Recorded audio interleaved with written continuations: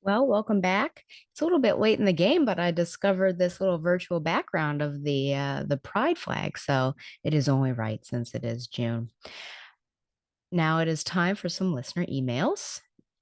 Not too many, just a couple of YouTube comments. So for or on the previous episode, which was what, 233, part one. Hornacek writes in and says, quotes me as saying, "Does Vixen have a camel toe? My male audience won't understand what that means, so I'm okay asking it." Hornacek says, "Pretty sure your male audience knows what a camel toe is."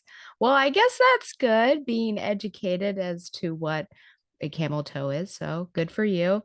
And then on part two, Professor Hurt says that in regards to the cover, how I said that it's kind of a spoiler where you saw Gunhawk and Gun Bunny on issue 18 of Batgirls. Professor Hurt says, remember, this could be a misdirect. The Riddler cover wasn't solicited and the Mad Hatter one was, so you quote unquote thought Mad Hatter was the bad guy and surprised it was Riddler. In all honesty, I think it's Asani, which I think Professor Hurt means Assisi, and Gun Bunny, who are the snipers. And I just responded, true, I guess we'll see. I feel like the end of this book came as a surprise, so I won't be shocked if it was a communication error. And I think that is it for comments on videos until we get to, I guess, this episode, since we're talking about war games. So I know people have very many opinions about war games. Before I get into some of the modern quickies, as well as my final review on Batgirls, I did want to talk about Heroes Con, which I went to the previous weekend, 16th through the 18th of June. And this was in Charlotte, and the primary reason I was going is mainly the people. Shagalicious was going to be there, Grunkle Keith was going to be there, a bunch of other people that I really haven't seen in a while, and the only context of seeing them are some of these smaller cons that Shagalicious gets together. I was at Heroes Con 6 years ago because Shag kept reminding me about that particular fact. And I did go to a Baltimore con too, again, because of these people. So I had no expectations. It was just to hang out with people. And I would say, because I had no expectations, that my weekend was great. I think, first of all, it was interesting because the 6 years ago, Stella, I think was completely different. I don't think I really talked to too many people because Shag was really the only one I knew. I felt like most comfortable around him, but he, of course, knows everyone. So he has to, it's kind of like a bride and a groom at a wedding where you have to like walk around and talk to everyone. So, of course, I couldn't really be a hanger on. Met Grunkle Keith there though, which we'll get back to him for for sure. But this time, because I knew more people and I think I'm more confident in myself, which is just interesting. 6 years, I feel like it's like every year I look back, I'm like, wow, Stella of 2020 was different. But yeah, so I was completely different, I feel like. And I also learned, I think, a lot about sort of the psychology of men and women as well, and interactions between people. I kind of was more thoughtful about it, and sat back after a time and things like that, because I generally was. Ryan's wife was there, but in terms of the group, I would say that like mostly it was just me and then a bunch of men. And so that, it's an interesting dynamic. And sometimes that can be hard after a while because it's like there's only so much that you can kind of take. But I have learned some things which I won't share here, but it's just interesting to consider and think about, yeah, group dynamics, especially when you are the only blank of a particular group. So again, no expectations. First day, I kind of just followed Jag around. Everyone else has like plans. They come with these comic books. They're going to see these big names like Chris Claremont or Joe Staten. And I'm just like, I'll just walk around. I didn't check the guest list, and which was bad because I should have brought back rolls, but I'll get to that. But we were going to meet some people that Shag knew, and right next to them was this table, Bronze Age Batgirl, Karen Whitfield. And I'm like, what is that? And Shag is like, what is that? It's too bad we don't know someone who has a Batgirl podcast who would not. I'm like, I'm so sorry. I was so embarrassed. So he was doing his thing. And I decided to go up to this woman and say, like, I'm really embarrassed. I have this podcast. I have no idea who you are. Who are you? And she talked about who she was. And I'm not going to talk about it here because I do have an interview with her. I scored an interview with her. And so that will be dropped shortly. Yeah, after this video or after this podcast comes out, the next week will probably be our interview together. But I just want to say that she is a lovely woman, a lovely human being. And it was great to get to know her and now know about her. So definitely want to educate everyone about who the Bronze Age Batgirl is and was.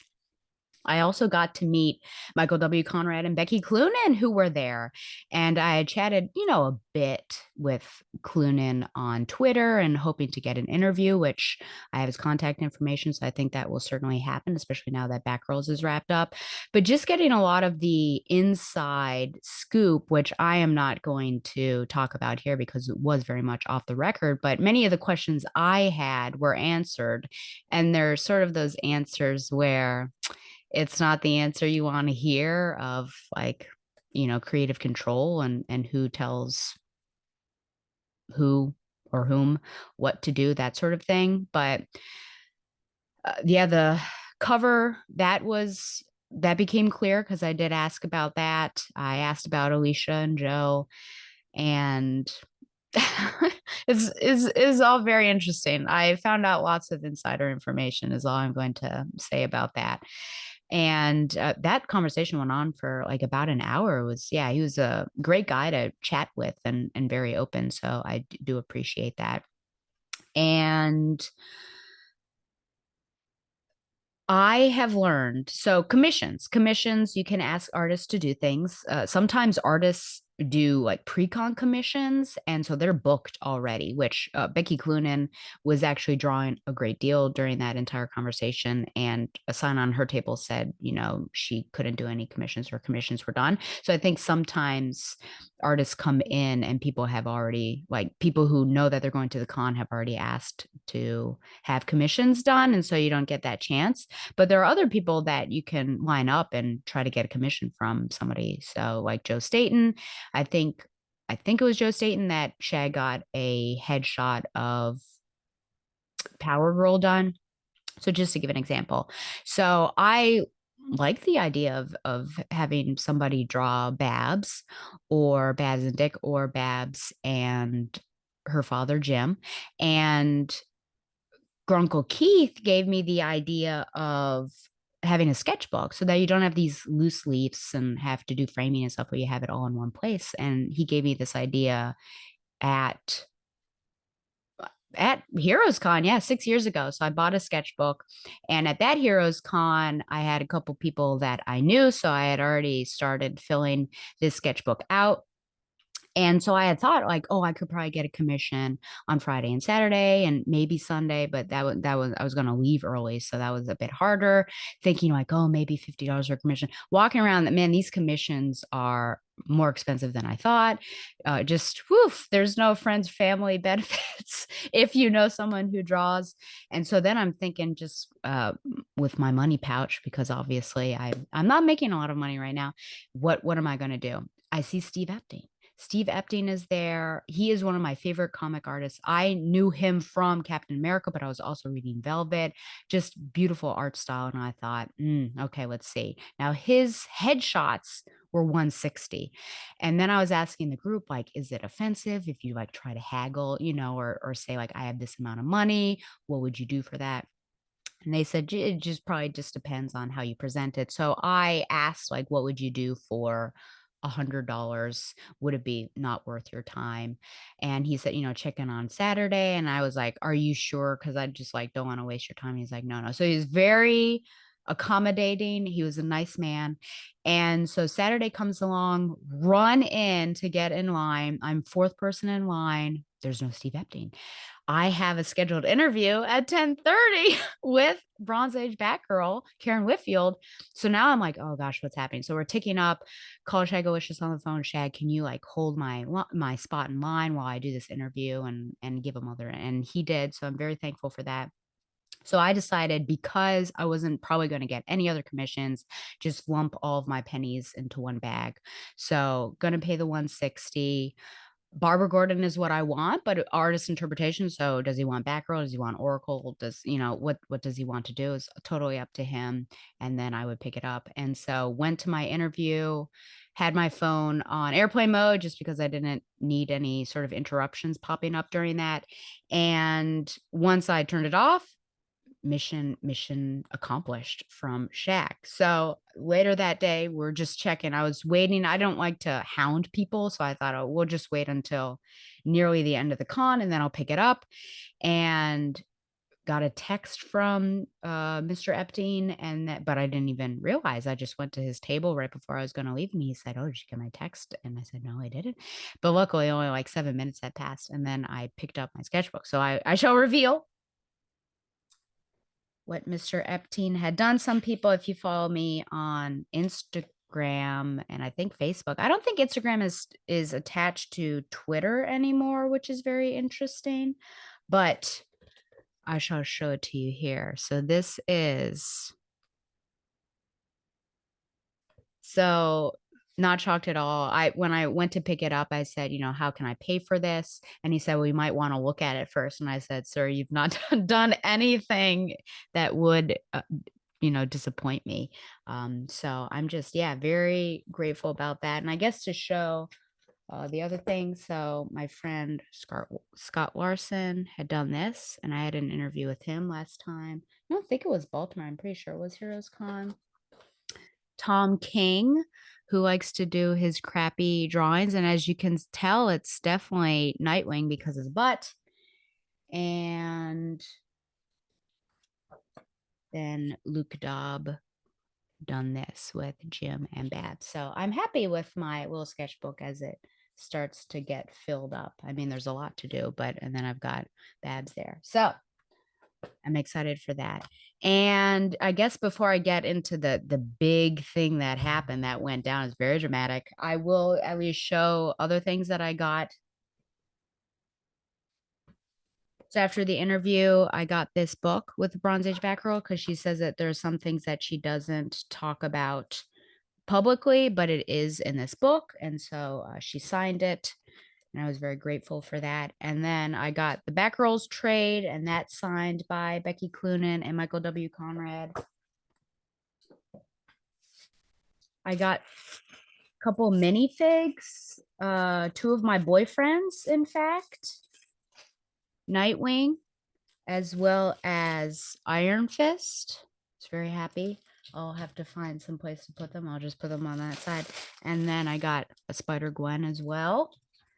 And I try not to get these anymore because really enough's enough. It's kind of like cocaine, but there were some pop figs. I was looking around looking for Spider-Gwen, but couldn't find her.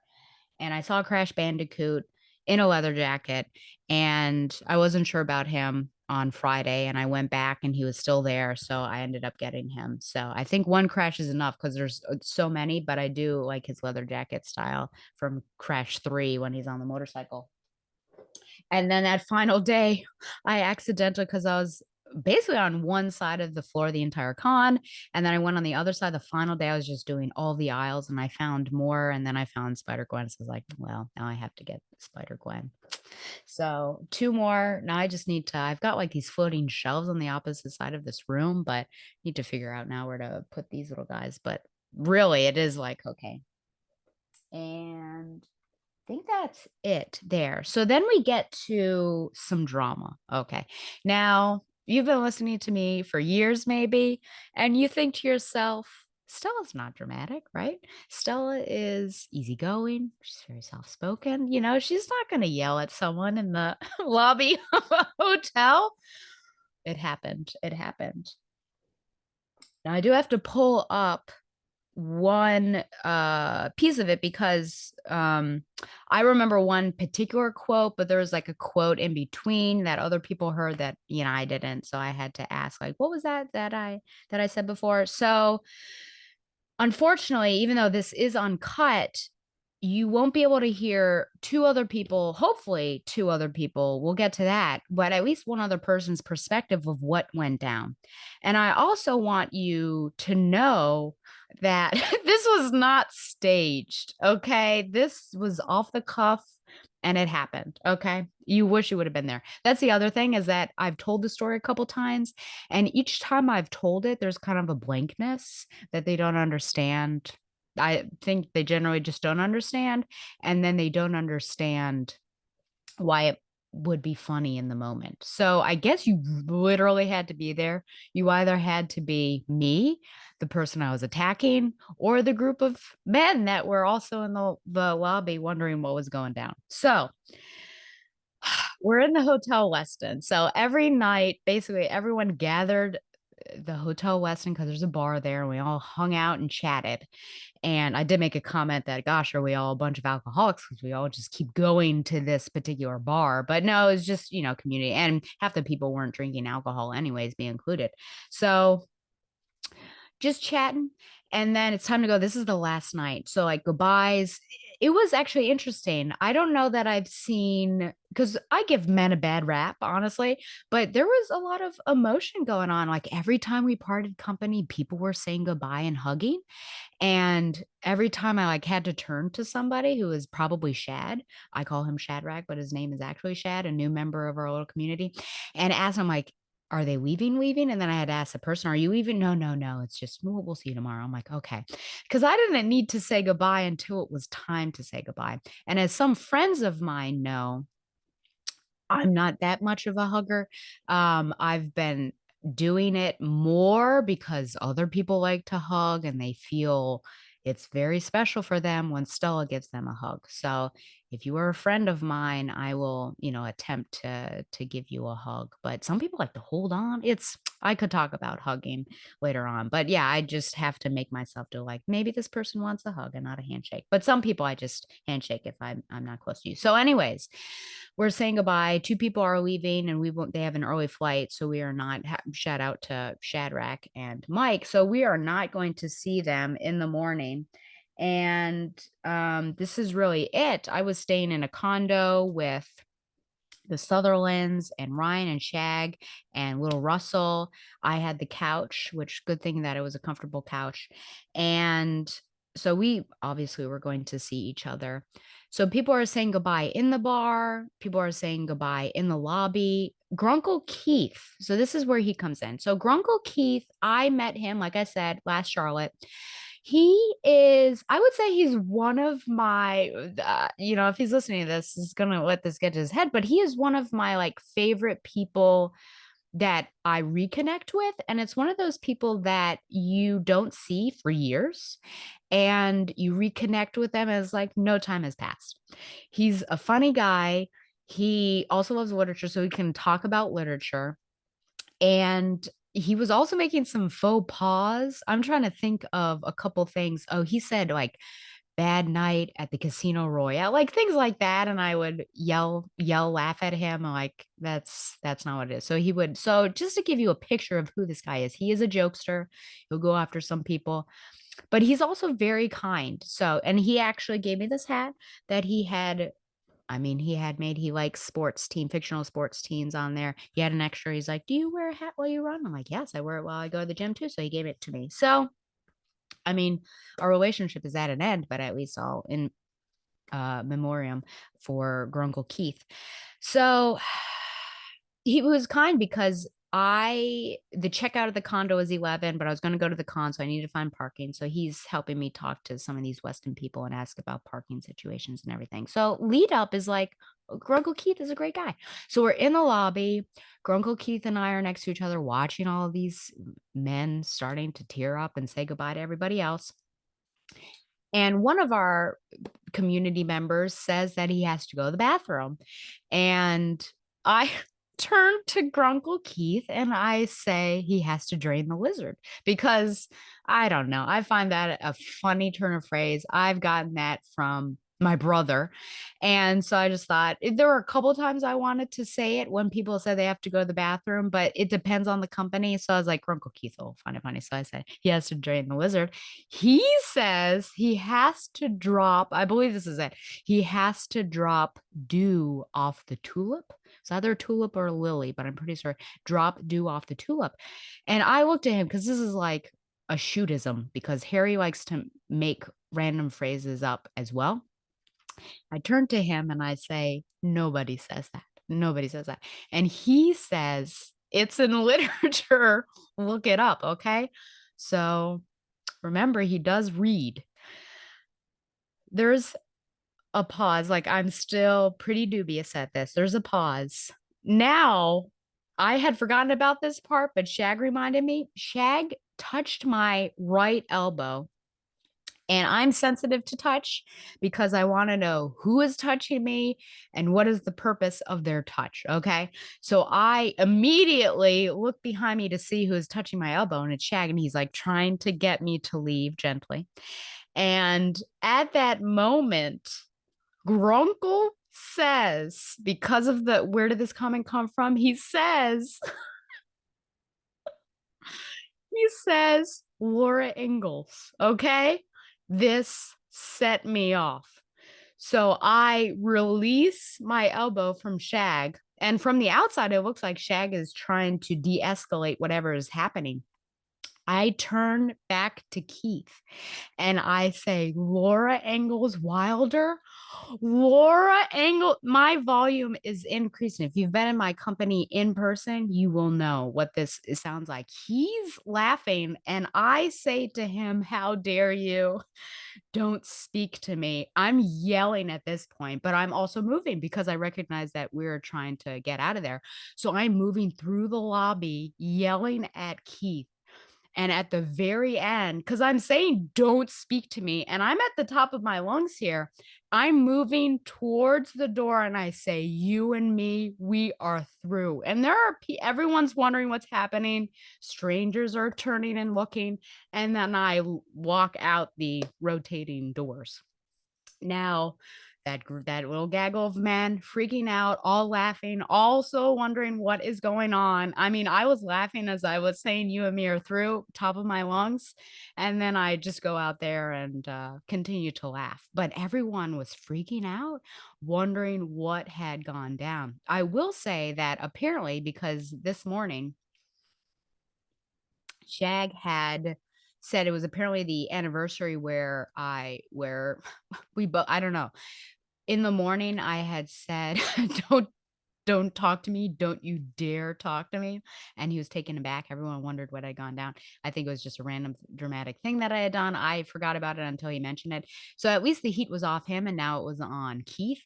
But everyone wondered what the heck had gone down. And this is now like this thing that happened in our circle. And it's like a top moment for them. Again, this was not staged. Grunkle had no idea that this was happening. And I think people want this to be a reoccurrence whenever we get together, that at the last night, I yell at him or something, because then it would be staged. But the fact that he said that the author of Little House on the Prairie would say something so crude, it just set me off. It could have been worse, because if he had said Charlotte Bronte, we would have had it. It would have been physical fisticuffs. But instead, no, I just yelled, and probably not allowed back in the Westin, that particular Westin, because persona non grata. So you will hear Shag's POV, because when we got back to the condo, he was telling everyone about it. And he's like, telling the story. I'm like, I would like to hear your perspective as someone who was not involved in that conversation. And I've been trying to get Grunkle, but Grunkle is all about litigation at this point, and he won't let me talk to anyone but the lawyer. So you either may or may not, but only if you listen to the podcast will you hear their audio files that they sent to me. But yeah, I had a dramatic moment. I yelled and I was laughing as I was yelling. So I think people saw that it was okay. And Grunkle was laughing too. So it was a pretty funny moment. But until next time, Grunkle, I guess our friendship is on the back burner, and then we'll see what happens. So I think that those are the highlights. So I think I will talk about some of these Comics that we have, I was behind in Nightwing. I feel like I'm tearing up. I was behind in Nightwing, and so I caught up and also read a couple Titans, but just want to say in Nightwing 103. Oh, yeah, Nightwing 103. Let me pull this up. Starfire and Batgirl actually complement each other. I don't know if Tom Taylor is trying to do some damage control and get, all sorts of dick shippers aligned and just be fans. That's the wrong one. Just be fans of Dick and whoever else. Oh no. Okay. This is going to be harder than I thought. This one? Yes, there we go. I've got to figure out where it was. It was certainly at the beginning.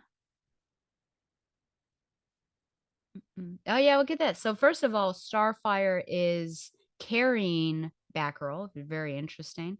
And Batgirl is using her legs. I guess so she's not dingle dangling. And then yeah, look at that. As we scroll down, Batgirl is one of the greatest hand-to-hand fighters on the planet, is what Starfire says. And then Batgirl says Starfire is the greatest warrior of another planet. So I just found that very interesting that Tom Taylor is trying to play both sides on which person Dick should be with. And in 105, the amazing thing about this issue is that the entire thing is in Dick's perspective, which you've probably seen images, I think, online, especially from Bruno Redondo. But it was awesome to see what this would actually look like, kind of like a first person game. But I mean, look at where it begins. I mean, makes my shipper heart happy that you open your eyes and then you know that it's Dick, and then yeah, she's saying hi and he says hey, and then she says you're very pretty, but you should brush your teeth, and then you've got their little child, basically, for all intents and purposes, in there. I was trying to figure out who was on her shirt. I've tweeted Tom Taylor, but I've yet to receive a response. But I don't know. It just looks like Marjane Satrapi, but I don't know that it necessarily is, thinking about the author of Persepolis. But again, oh, look, he has a little pop fig. See, he's on the cocaine as well. But yes, just a fun little thing. And I was also thinking, like, looking at how beat up he is, his body is like Batman. I didn't think Dick had been through this much, because it's honestly like someone who has been in war. Is there another picture of that? No, that's kind of the big one. But just looking at all of his scars, it's nuts. But anyways, I'm glad it was tasteful that we didn't see Babs naked as she was suiting up. Okay. So was that it? Titans 2, issue number 2, sorry. Just to let you know, Oracle does appear. She's letting the team know that there was an explosion somewhere. So it seems like she is, I don't know, I hesitate to say like playing a part in this, but I think given her connection with Dick, that she will probably appear in Titans, and I guess maybe, yeah, run some comms and give information and stuff, be as Oracle normally is. So then we get to the series finale of Batgirls 19. Okay, Batgirls 19, From Hell's Heart finale. Story Becky Cloonan and Michael W. Conrad, art Robbie Rodriguez, and colors Rico Renzi. The Batgirls hide in plain sight by being at the protest or the march, while Babs keeps a lookout on CCTV for the snipers. Grace ends up getting shot by one of the snipers, and Steph goes to the location of the shooter. Officer Brooks was also undercover at the protest and stays with Grace, but luckily she was wearing a vest. While Steph discovers Gun Bunny is one of the snipers, they end up fighting, and there is a conversation about motivations where even Steph is confused. Gun Bunny has been studying Stephanie Brown and her moves and underestimates her, but Steph has been training and is ready to try out some new moves. Grace punches Brooks in order to find the sniper and kill her. Steph talks Grace down when she arrives on the scene, when suddenly Gum Bunny is killed by another sniper shot. And I had to look at that scene for a while to figure out what was happening. Cass goes after the second sniper and finds out it is Gunhawk. But in my conversations with Conrad, I think this is okay. Not the actual Gunhawk, because Conrad and Clunan had plans to have the actual Gunhawk. But then because Heartless had killed Gunhawk and Nightwing, it messed up those plans. So just recognize, like, oh, okay. So that might be symptomatic, or maybe give you an idea of what was going on with in this book at the time, kind of behind the scenes. So Gunhawk killed Gunhawk, I should say, because she had betrayed him, and he held on to that grudge. I don't know why now is the time to kill her, but there we are. Now, during the fight, it is revealed that Gunhawk is actually a CC, so Professor Hurt was right. And thus we circle back to the beginning of this book, really. At the end of this, because, well, Gum Bunny's dead and a CC is wrapped up, Steph and Cass rest on the roof while drinking some boba tea. I'm assuming that it's Alicia's boba tea cafe. Grace and Rocky have a moment, then are joined by some of the community, which is nice. But I also wonder how all these people know each other, which I'll get to. The Batgirls decide to rescue Bondo, and frankly, I'd like to see that happen since it is in water. And the purple boxes take us out on a nice note. And no, there is no kiss between Steph and Cass. And let me go to the purple boxes and I'll just read them out because it was uplifting. Let's see here. William Shakespeare said something like, "What's part is prologue," which feels a bit biting when things seem to be at their end. But sometimes we mistake doorways for walls, and what seems like an epilogue is actually closer to what the bard was getting at. The sun will always rise in the morning, even if tomorrow is never guaranteed. But there is truth in the paradox if you know where to look. It's the secrets we shared, the blood we spilled, and bonds we forged. It's the wounds that haven't healed, the words we didn't say, and all the pages left unread. So let's raise a glass of bubble tea to the friends who lift us up, and cheers to you, dear reader, fearless, compassionate, and kind. Chance brought us together, and now we're connected by a single noble truth. Once a Batgirl, always a Batgirl. So say what you will about the purple boxes. I've said a lot of it, but that was a nice note to end out on. And you can really feel it coming from Clunan and Conrad here as well. So beginning in the beginning, once a Batgirl, always a Batgirl. So nice little tie to the end. Steph and Cass being in that front. So really, I think we've now showed what this book was intended to be, and I guess it's evolution to these two. Maybe that's Babs right there. And then a lot of people, I was trying to see if there are other people that I recognize, but I don't know. I don't know that I do, but yes, just a lot of people back there supporting the Batgirls, which is great. I don't know that I see, maybe that's Grace right there. Anyways, so the ending, I think it's good, it's uplifting, and it does leave it open for the future. But I will say that the ending overall of this story doesn't feel like how the ending to this book should have been or would have been. Like, this isn't necessarily the best story to leave the girls,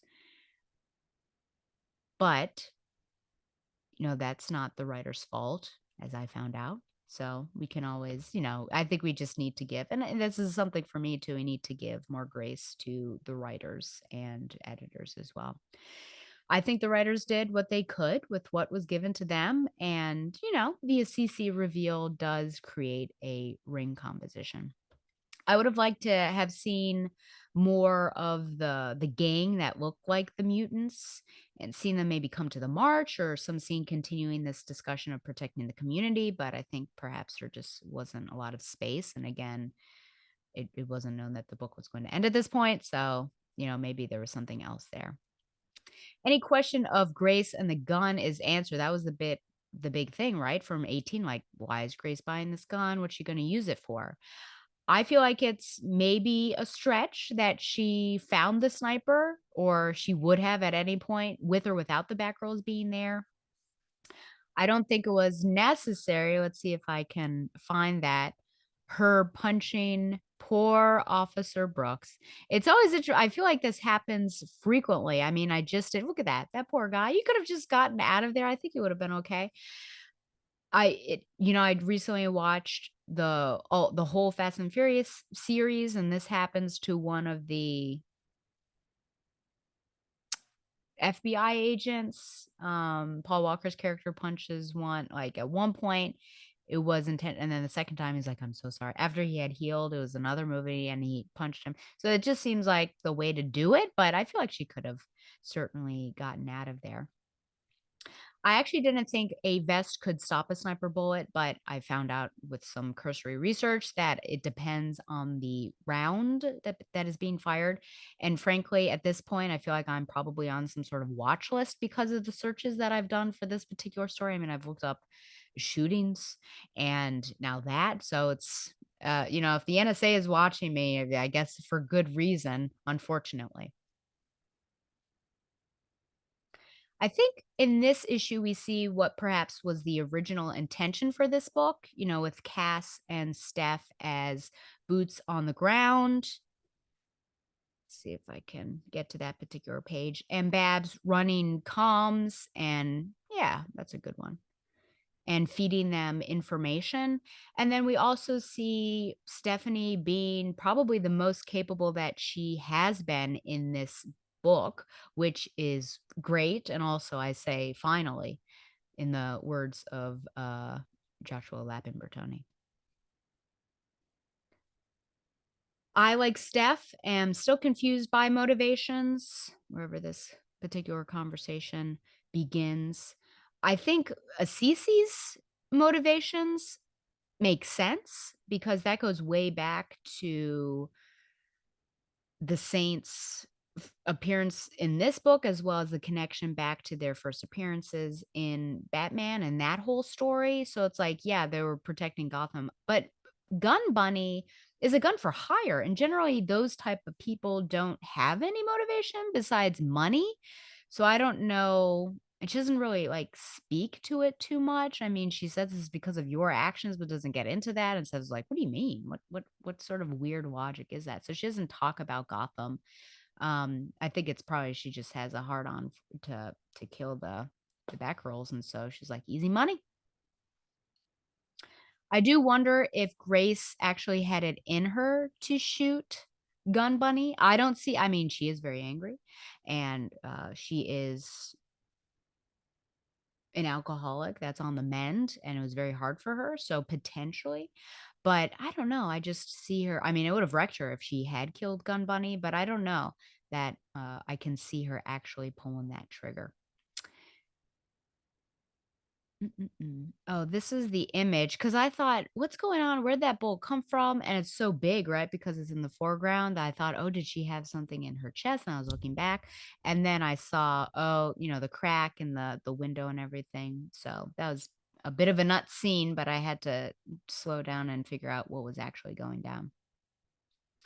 So the end, where we have the community at the hospital, like I said, I think that this is really beautiful. I think that this is a nice ending. Maybe there's a ship between Rocky and Grace, though if Rocky is the one leading her through her recovery, I think you're not supposed to be romantically involved with that type of person. But my big question is just how these people knew each other. Oh, well, before I even get to that, I will say that, we had this nice ending with Grace and Rocky, but I doubt that we're ever going to see these characters again. Color me surprised if we do. I mean, let's just take Joe as an example of the fact that we have, oh my gosh, where's Frankie? The fact that we have these side characters that are established in a book pretty heavily, and then we kind of forget about them for some reason. But yeah, looking at how these people come, like, I guess, let's say as the community and they heard about it and they wanted, but Barbara's there, Alicia's there, Officer Brooks, we have the bookstore owner, Kyle. is randomly there. I don't know who this old man is. He looks very familiar. I feel like he's been in this book, but I honestly don't remember. But just like a random assortment of people that I would wonder why they're there. Rocky would be like, who are these people? I mean, it's great to be visited, but how do I know you? So it's very interesting, but I guess it's just the place, coming together, and it's more like the symbolism of the community being for each other, and that's what that town wants and is looking for, and that's what the march represents and everything like that. But looking at the people, I would still question, like, who are you? It's nice you're here, but here we are. And yes, oh, could have had a will they, won't they moment. Woo. But it's a won't they. It is a won't they. And I will say I have insider information on that as well. But again, that was off mic, so I'm not going to be talking about that. But a nice little ending. So we have another Batgirl book ending. Boy, seems to be the story of my life. This is a book that we've been clamoring for since before the New 52, right? I think when we had this image of what Batgirls could be like from Brian Q. Miller, this finally happened, a decade later. Listeners, viewers, I've had some disagreements with some characterizations, in particular, Stephanie, and story points in this book. But I think overall, Clunan and Conrad achieved what they set out to do, which was create a book about friendships and family in and out of the cowl. And I think we got that. I think we got some intimacy, in particular between Steph and Cass. I didn't get to see too much of the mentoring that I would have liked to have seen with Barbara, but if we wanted to focus on Steph and Cass and who they are and what they mean to each other, then I think we got that. Everything else, I think, apart from that, is secondary. So they succeeded, and I think we can kind of put our our grievances or our nitpicks aside. And if I'm ranking this book, quite honestly, it probably falls pretty high in terms of all the Batgirl titles. But it does have to go below Brian Q. Miller's Batgirl because I don't know if anything's going to dethrone that, to be honest. But like I said, yeah, I think, it set out to do what it was going to do. I'm going to give this issue an 8.10. An 8 out of 10 cup nudes, and maybe the whole run an 8.5 out of 10, like a solid B or B plus, I think. I'm interested because in prepping for my interview with Michael W. Conrad and hopefully Becky Cloonan, I'll be rereading the entire run, so I'll be interested to see if I pick up anything else or what my thoughts are reading it as a cohesive story rather than issue by issue, month by month with gaps in between. But yeah, Batgirls, may they rest in peace. And Cloonan was saying, no, Conrad was saying that he is not, like, their stories are not done, and I know, Cass and Steph, we've seen them in some solicits. I actually thought that this modern side of my podcast was going to die, but now there's going to be a Birds of Prey with a very interesting cast.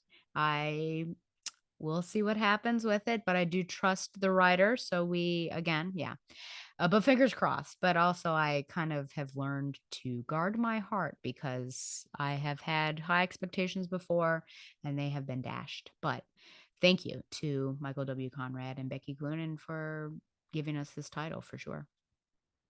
Okay, no anime watch lists. Oh, I did see Kiki in theaters. Yeah, I suggest, if you are a fan of anime or the Ghibli Ghibli, then you should definitely go to the Summer Fest that they do every year. So I saw Kiki in June, and then yeah, just a couple weeks ago, and then I will see definitely Nausicaa, and because I own all of them, so I don't need to see all of them, but it's more like which ones would I like to see in a theater setting. So Nausicaa I'll see, and probably Howl's Moving Castle, and I think those will be the two because those are my top three of the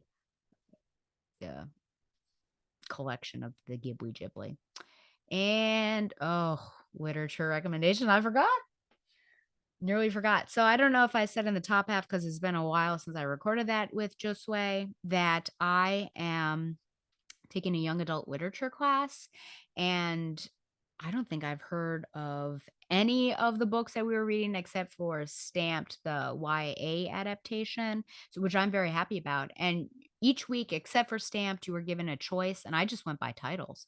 So, for example, there's a I Must Betray You, which I have to read starting today for next week. So I just took it because of that title. So I looked at the title and then the cover and chose from there because I just wanted to be surprised. And so far, I've liked all of the ones that I've read. The one I just finished, it was okay. It's probably my least favorite, but that's like saying something. Even though I say it's my least favorite of the one I've read so far, it's not like it was bad. But I maybe I'll share some frustrations with you because I think you can probably believe it. I'm trying to think of where I think I talked about weeds, or did I? Maybe I didn't. So, okay, I'll start with this. So, Weeds: How Vagabond Plants Gatecrash Civilization and Change the Way We Think About Nature by Richard Mabey, which was interesting. A lot of like insight into weeds. I'm not a botanist. So it was interesting, but there were also times I was like, wow, there's a lot going on here. Not as bad as Moby Dick and the Fish, but there is certainly a lot. Ugh. The Seven Husbands of Evelyn Hugo by Taylor Jenkins Reid. Now, this had been recommended to me by a couple people, probably because I'm a shipper, but I had no idea what I was getting myself into. I was very shocked at what the main romance actually was. It took me longer than it should have to finish reading it because I was getting very wrapped up in the story, getting some melancholy because I knew some things were going to happen. I wasn't going to like it, but then I finished it. I give it 5 stars out of 5. I highly recommend it, but at times it is not an easy read for sure. For Everyone by Jason Reynolds, another 5 stars. I think you should pick this up. I think you should buy this. It's very beautiful about creativity. And if you don't, if you aren't where you saw yourself, not to get down and to keep pushing, it's very beautiful and it's in verse. And this was, yeah, one of the books that we had to read for our, it was the first one. It was a week 0, which I can talk briefly about that. New Kid by Jerry Craft. Again, this was a graphic novel, very good, about a young black kid, middle school age. I think he's 12, going to a prep school, mostly white. And you kind of see some of these microaggressions. There's some colorism brought up, some teachers that are either overly sensitive and PC and always apologizing, and others that are calling our lead character and a friend of his by the wrong name and making assumptions, and even our lead character making assumptions based on race, or yeah, mainly race, like, oh, this person was white and he actually wasn't rich, he was a scholarship student, that sort of thing. The Poet X by Elizabeth Acevedo, 5 stars again. Highly recommend this. Novel in verse, beautiful, powerful. And this I just want to share some frustrations with this class. It only came out, in the past week or so, but it's number one, it's a summer class, so it's very quick, reading 2 novels a week, and there's overlap. And and you have to post video, you post an initial response, you comment on at least one person's, and then you have a reflection that's usually based off of a comment made on your video. So with this one, the every I think there were 6 people in my group, 5 women and 1 man, okay? For this one, I saw myself a lot in X, Xiomara, even, she's Dominican and cusp of 16, but, she talks about her body being overly developed, ogled and objectified both by boys of her own age as well as men off the street. And I'm like, boy, is this, a tale as old as time. And then there's a moment of, a question of consent or non-consent, and she tells a guy to stop, and there's like this moment of, oh my gosh, what's happening. She's even in her mind and in verse thinking this is the moment when dot dot dot dot dot, and so you're really nervous, and luckily everything turns out okay. But we know, and I don't want to put a figure on it, but we know that a high percentage of that situation, it's not going to go that way. And so I brought up the objectification, the outgoing, the idea of, yeah, consent and assault and those sorts of things. And my question, because you always have to pose a question to your peers so that they can respond to your video, was how could we use this to educate young men, right? So, number one, I was the only one to bring up this stuff from this book. And it was repeatedly like brought up in the book. So it's not like I'm picking out this one tiny detail. I mean, there were other things going on. There's religion and kind of the struggle with that and questioning it, relationship with parents and how that tough that can be. But this was definitely something that you could talk about. I was the only one to bring it up. I was the only one who said I would recommend this to 8th and above, 6th and 7th with discretion if you're having conversations with them. Everyone else was high school. Okay. Um, and then is there anything else? The sexual assault consent. So no one responded to my video. Okay. So it comes time that my reflection is due. No one's responded. I can't do anything. One woman brought up she thought about the house on Mango Street and a connection. Like I'm making lots of literature connections as well. Now, the house on Mango Street is used for middle grade, lower, like 5th through 7th kids. There is a sexual assault in there that's like a bit stronger than subtext because you can tell what's going on. And I was, I addressed I think I had 2 maybe, video comments to other people, but I did talk to her about it and kind of asked, like, "What do you think about this?" Because, yeah, why is that used for middle grade and then everyone else here is saying high school or above for the poet X? And I had forgot that I had the house on Main Street, so I got it and I found it because 'cause I'm thinking like, I remember there being something, I think clowns were involved, and in fact, yeah, it's the vignette that says red clowns, and so, I brought that up, so, and no one's responding to me, and I can't help but read into it, like, am I asking these tough questions in this class? Are people scared to talk about this? I mean, we're gonna be talking about racism, it already, like, brought up with, new kid, racism, colorism, you can talk about that, but you can't talk about rape and consent and sexual assault, and this is the issue that we're at because those things will continue until we address them and we talk about them with kids.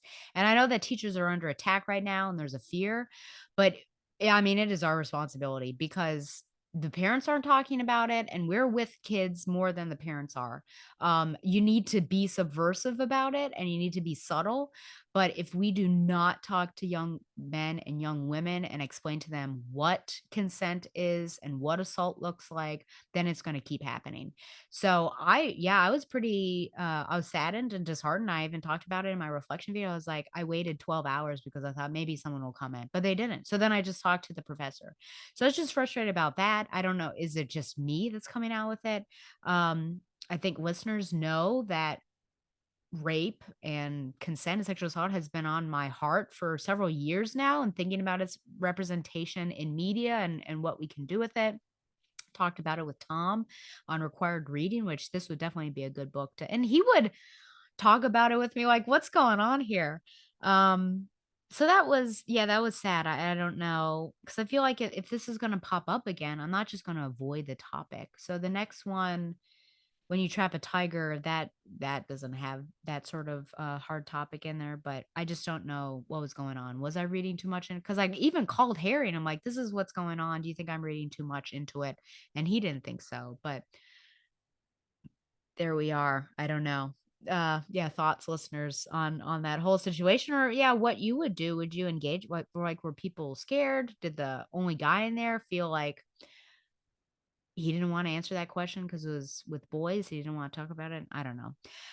American Murder by Gail Jarrow, which is about the hookworm and discovering it, and that was horrifying, and the zoomed in or the magnified image of the hookworm looks like a chest burster, and there are also images of people with the hookworms that they pooped out, and that was horrifying, and then When You Trap a Tiger by, it's either Tay, if it's a Latin pronunciation, Ty Keller, and This was good, but it's a like Korean story. Okay, so it's a Korean family and the author is, as she said, a quarter Korean.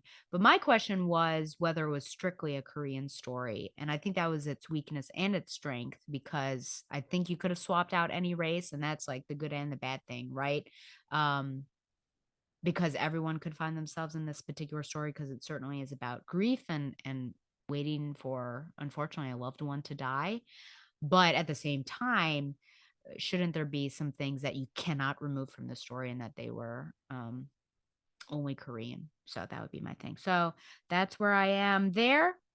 Love to read. And now, even for class, I'm having a good old time, except for that one thing. So we'll see what the professor has to say about that. Okay, well, our time is at an end. So remember, you can send any questions or comments to backrolltheoracle@gmail.com. You have lots of things to comment on. War games, um, what I just talked about. Trying to think if there's anything else. Maybe final thoughts on the Batgirls series. If you have any comments to make about how you think the whole series wrapped up and just overall, got a lot. Like the show on Facebook or follow it on Twitter at Backroll the Oracle. Subscribe to the show on YouTube for obviously an uncut version, though in this case, you don't get the behind the scenes, the BTS, unless you listen to the podcast. And we'll see litigation pending about Grunkle. Follow the Batman Universe on Facebook and Twitter as well, and support the Batman Universe by subscribing to Patreon. Once again, thanks to Mile High Comics for sponsoring Backrow the Oracle, the Barbara Gordon podcast. And until next time, more war games. And I guess I don't know what I'm going to do for the second half. I'll figure it out. But yeah, more war games to Josue. And we will, hopefully, yeah, I would love to see people like Backroad to Oracle fans at a comic convention. I mean, Shag brings all the men to the yard, which sounds funny to say. And then when he introduces me, they're like, "Oh, you're Stella," which I can't tell. It sounds really egotistical when someone says like they listen. I'm like, which one? Just so I can get a sense of, are you listening to Backrow? Are you listening to Dear Reader or required reading, just so I can gauge which audience it is. But it is, yeah, it would be nice to have my own little fandom come to see me and chat and see, yeah, who you people are. It'd be interesting. But anyways, until next time, until the next con, fly on, Babs lovers.